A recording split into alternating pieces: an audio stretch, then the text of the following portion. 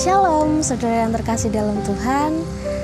Pada hari ini saya sangat bersyukur sekali karena dapat berjumpa dengan saudara-saudara yang saat ini menonton video kali ini. Namun sebelumnya, di video-video sebelumnya saya belum memperkenalkan diri.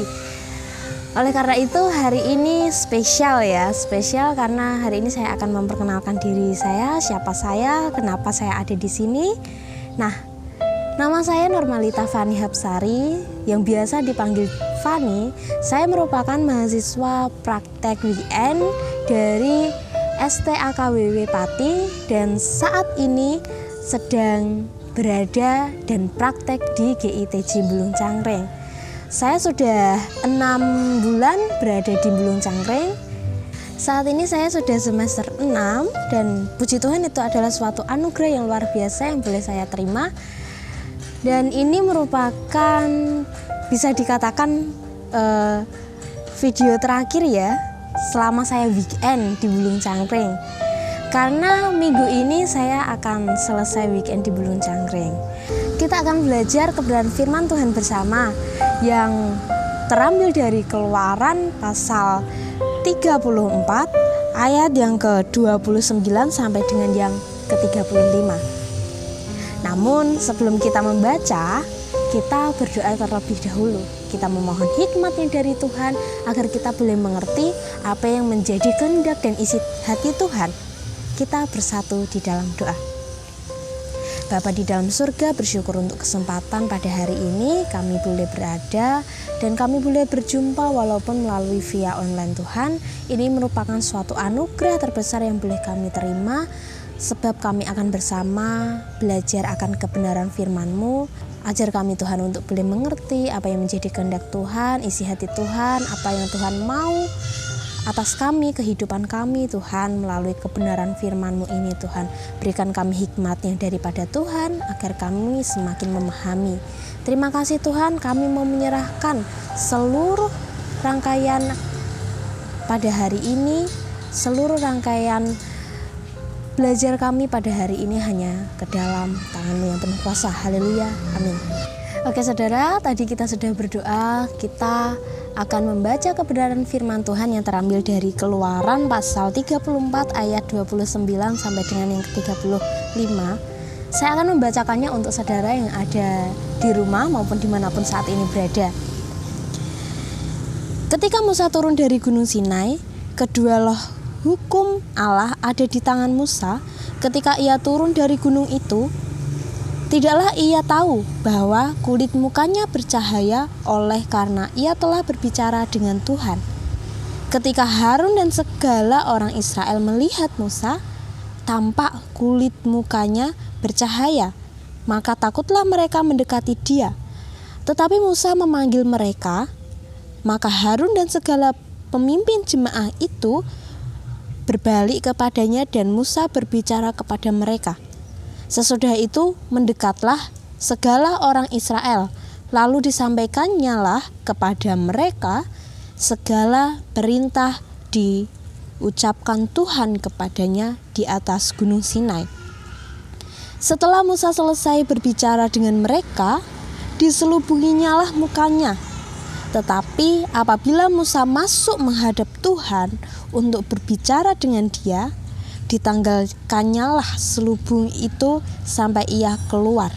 Dan apabila ia keluar, dikatakannya lah kepada orang Israel apa yang diperintahkan kepadanya. Apabila orang Israel melihat Musa bahwa kulit muka Musa bercahaya, maka Musa menyelubungi mukanya kembali sampai ia masuk menghadap untuk berbicara kepada Tuhan. Amin. Saudara yang terkasih dalam Tuhan, kita sudah membaca kebenaran firman Tuhan pada hari ini bersama-sama. Dan mari kita mau belajar apa sih yang menjadi maksud dalam perenungan hari ini. Saudara, seringkali ketakutan membuat kita mengurungkan niat kita untuk menyampaikan sesuatu hal. Alasannya berbagai macam. Misalnya takut karena malu, takut karena resikonya terlalu besar, takut karena gagal, bahkan masih banyak lagi alasan-alasan sehingga seseorang tidak berani untuk menyuarakan apa yang menjadi keinginan hatinya, menyuarakan apa yang harus dinyatakan, dan menyatakan apa yang sepatutnya dinyatakan. Ada sebuah statement yang cukup menarik yang datang dari Aristoteles mengenai keberanian, di mana Aristoteles ini mengungkapkan bahwa kau tak akan pernah melakukan apa-apa di dunia ini tanpa keberanian. Itu adalah kualitas terbesar dari pikiran setelah kehormatan. Hal ini sangat menarik sekali, bukan? Terlebih Aristoteles ini mencoba mengungkapkan bahwa keberanian adalah kualitas terbesar dari pikiran. Pikiran merupakan suatu magnet utama di mana itu dapat mendorong kita untuk menguakkan suatu keberanian, menyuarakan apa yang sepatutnya disuarakan. Keberanian adalah suatu sikap yang tidak gentar, tidak kecut, tidak pantang menyerah. Sehingga keberanian itu mendorong sesuatu hal yang dirasa tidak mungkin, sesuatu hal yang belum pernah dijajaki oleh seseorang untuk membuat suatu inovasi yang baru. Saudara yang terkasih dalam Tuhan, sesuai dengan tema kita pada hari ini, yaitu keberanian menyingkapkan selubung. Menurut saudara, apa yang saudara pikirkan bila ada kata selubung? Apa yang saudara pikirkan mengenai selubung? Mungkin beberapa dari kita akan berpikiran bahwa selubung itu berkaitan dengan kain yang menutupi, berkaitan dengan suatu benda yang menutupi benda lainnya. Selubung berkaitan dengan ketertutupan. Dan menurut teks aslinya, selubung disebut masweh. Dan masweh ini memiliki arti sebagai suatu samaran. Hal inilah yang dilakukan oleh Musa, yang juga dialami oleh Musa, di mana saat Musa turun dari Gunung Sinai membawa 2 loh batu yang baru, saat 2 loh batu sebelumnya ini telah dibantingnya. Karena apa? Karena kekecewaan yang dirasakan oleh Musa saat melihat dan mengetahui bahwa bangsa Israel tidak taat akan perintah Tuhan. Dalam bentuk apa ketidaktaatan bangsa Israel ini? Yaitu dengan mereka menyembah anak lembu emas. Hal ini menimbulkan kesakitan di dalam hati Musa. Nah, saudara yang terkasih dalam Tuhan, saat Musa kembali dari Gunung Sinai, saat ia telah berkomunikasi dengan Allah di sana, kulit mukanya begitu bercahaya sehingga menimbulkan ketakutan yang begitu dahsyat kepada bangsa Israel. Namun Musa tidak mengetahui bahwa wajahnya begitu bercahaya. Nah, di sini kita bisa melihatnya pada ayat yang ke-29, ke-30 dan seterusnya. Saudara yang terkasih di dalam Tuhan, hal inilah yang membuat Musa menutupi wajahnya yang begitu bersilau, penuh pancaran kemuliaan yang dari Allah. Dan Musa menutupinya dengan selubung kain. Agar apa? Agar bangsa Israel yang melihatnya ini tidak menjadi takut. Agar bangsa Israel yang melihatnya ini tidak memiliki hal-hal yang membuat mereka ini berpikir bahwa Musa tidak layak bersama-sama mereka. Hal apa yang dapat kita pelajari dari selubung Musa ini? Yang pertama adalah bahwa melalui selubung Musa kita bisa melihat Sejatinya kemuliaan yang dari Tuhan, sejatinya kemuliaan yang telah terimpartasi kepada Musa seharusnya dibuka. Selubung yang ada di muka Musa ini tidak perlu ditutupi lagi. Mengapa? Karena kemuliaan yang dari Tuhan, kemuliaan cahaya yang dari Tuhan ini justru harus ditunjukkan kepada bangsa Israel. Saudara, perlu diketahui bahwa cahaya yang ada di wajah Musa ini adalah cahaya yang bersifat sementara. Rupa-rupanya cahaya ini bisa menghilang. Perlahan cahaya ini bisa redup bila Musa tidak lagi bersama-sama dengan Tuhan. Seharusnya cahaya yang ada di wajah Musa ini tidak perlu diselubungi. Seharusnya Musa berani untuk menyingkapkannya. Lalu bagaimana dengan sikap orang Kristen pada saat ini? Apakah kita perlu menutupi sinar kemuliaan yang Tuhan berikan kepada kita? Misalnya, sebagai contoh sederhana adalah ketika kita mau menolong seseorang dan kita mau menolong seseorang itu melalui sebuah nasihat. Ketika seseorang memiliki sebuah problem,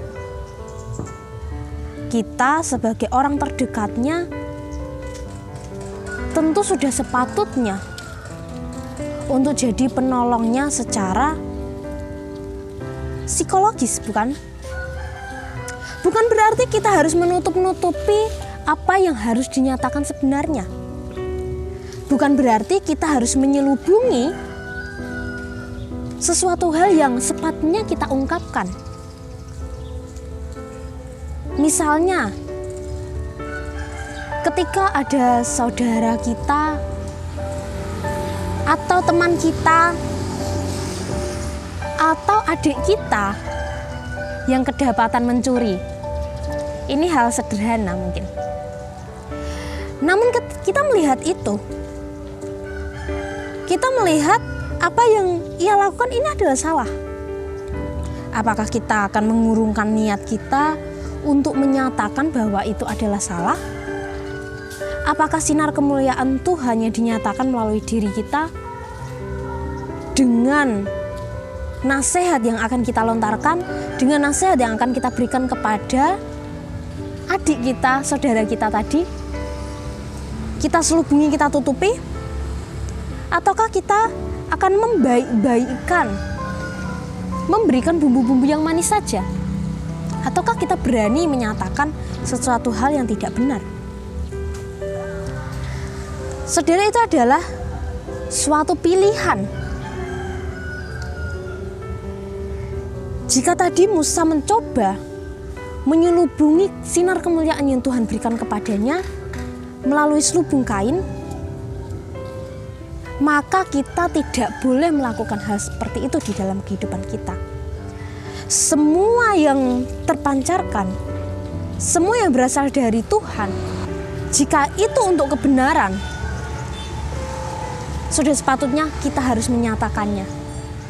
Sudah sepatutnya kita harus bersuara, berani, dan kita harus menyingkapkan selubung-selubung kebohongan di depan kita. Nah, saudara, apalagi yang dapat kita pelajari dari selubung Musa? Kita bisa melihatnya pada ayat yang ke-34, di mana saat Musa datang menghadap Tuhan, ia menyingkapkan selubung itu. Seperti tema kita pada hari ini, yaitu berani menyingkapkan selubung. Apa yang dimaksud menyingkapkan selubung ini?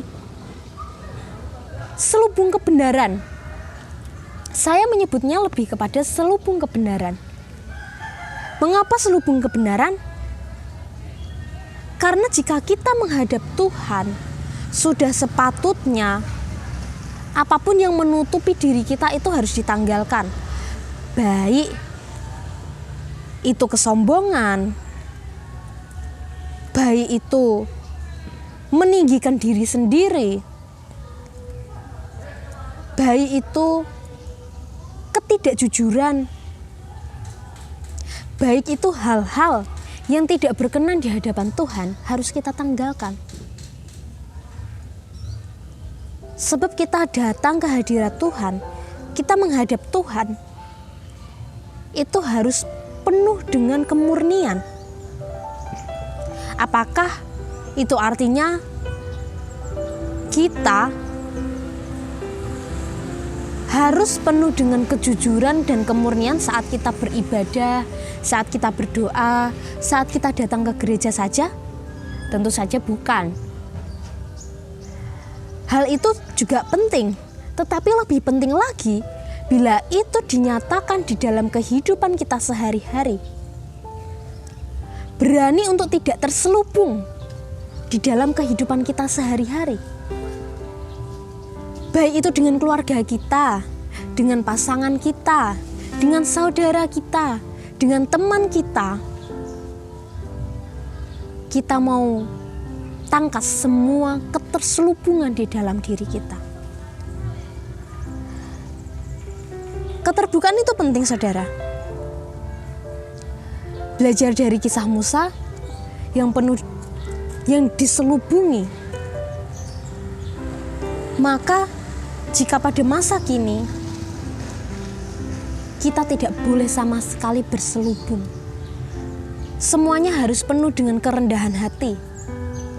Apa yang kita lakukan, kehidupan kita, perjalanan kita, bahkan saat kita mau menyatakan sesuatu, harus dengan kejujuran. Mengapa keterselubungan itu tidak diperkenankan? Hal yang dapat kita lihat pada saat ini, jika kita terus-menerus berselubung, jika kita tidak memiliki kemurnian hati, jika kita tidak melakukan kejujuran, imbasnya akan menjadi bumerang bagi diri kita sendiri. Itu hal pertama. Lalu hal kedua, jika kita masih tidak jujur, imbasnya juga akan terjadi dengan orang-orang terdekat kita. Apa maksudnya? Orang-orang terdekat kita akan merasakan kerugian di mana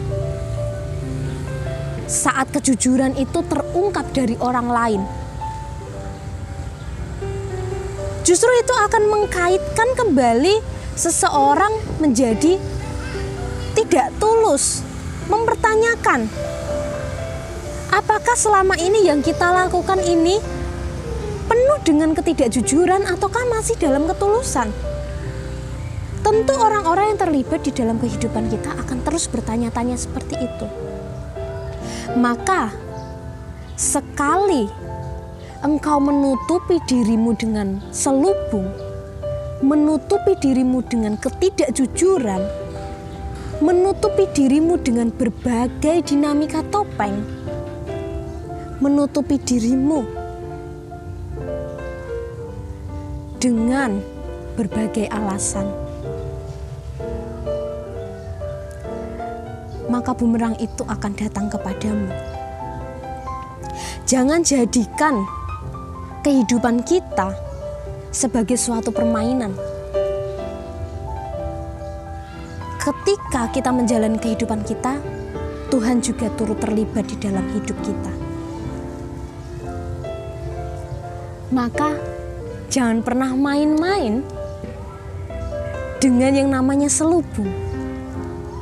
Jika waktunya engkau mau memainkan, mau menunjukkan apa yang menjadi kehendak Allah, maka tunjukkan itu. Jika engkau mau berbicara tentang ketulusan dan kejujuran, maka lakukan itu di dalam hidupmu. juga kehidupan saya. Di sini saya juga bersama-sama belajar dengan saudara mengenai arti terselubung, mengenai hidup dengan penuh kejujuran, mengenai hidup yang penuh dengan ketulusan. Saya juga belajar. Bukan hanya saudara yang menonton video ini saja, tapi mari kita melangkah bersama untuk hidup seturut dengan apa yang Tuhan kehendaki, untuk menjauhkan diri kita dari yang namanya kesombongan, keangkuhan, yang nantinya itu tidak akan dapat membuat diri kita bertumbuh secara sehat. Mari saudara, kehidupan ini sangatlah keras. Perjalanannya memang tidak mudah. Di dalam setiap waktu, setiap detik, setiap menit, secara tidak langsung mungkin kita saat ini juga sedang berselubung di dalam ketidakpastian, di dalam kekecewaan, di dalam sesuatu hal yang justru itu akan menghambat kita untuk dapat bertumbuh, di dalam ketertekanan. Mari saudara, kita lepaskan selubung itu, selubung-selubung yang membuat kita semakin tidak damai sejahtera, selubung-selubung yang membuat kita semakin hari justru semakin menunjukkan ketidaktulusan kita. Saya mau mengajak saudara sekalian, kehidupan kita ini sangat penting dan sangat berarti. Jadi, jangan pernah salah pilih. Apakah kita harus melepas lubung itu ataukah terus menutupnya? Tuhan memberkati. Mari kita berdoa. Kembali Tuhan, kami datang ke hadirat Tuhan yang sungguh kami bersyukur untuk setiap kesempatan yang kami terima hari ini. Mungkin hari ini penuh dengan keterbatasan Tuhan, di mana kami belajar mengenai selubung Musa. Kami mau mencoba menengok mengapa Musa menutupi wajahnya dengan selubung Tuhan. Apakah ia mau mempertahankan karismanya saat ia telah bertemu dengan Tuhan? Dan pancaran itu yang semakin lama semakin meredup. Tuhan, bila benar kami tidak mau seperti itu Tuhan, Tuhan telah percayakan berbagai karunia dan pancarannya dari surgawi kepada kami untuk menyatakan kebenaran di hadapan umat Tuhan. Mampukan kami Tuhan untuk menyingkapkan semua selubung di dalam hati kami, di dalam kehidupan kami, semua yang terlibat dengan Tuhan. Biarlah itu boleh dinyatakan, baik maupun tidak baik waktunya, tepat maupun tidak tepat waktunya. Kami mau menyatakan itu bukan dengan keterselubungan Tuhan. Tuhan, ajar kami dengan hikmat dan kebijaksanaan-Mu agar kami boleh mengerti apa yang menjadi mau Tuhan di dalam kehidupan kami, dan hidup kami boleh semakin berkenan di hadapan Tuhan dan semakin memuliakan nama Tuhan. Terima kasih Tuhan, ini doa kami yang jauh daripada sempurna. Kami mau menyerahkan seluruhnya hanya ke dalam tangan-Mu yang penuh kuasa. Haleluya, amin. Terima kasih, sampai jumpa di lain waktu dan kesempatan. Tuhan memberkati.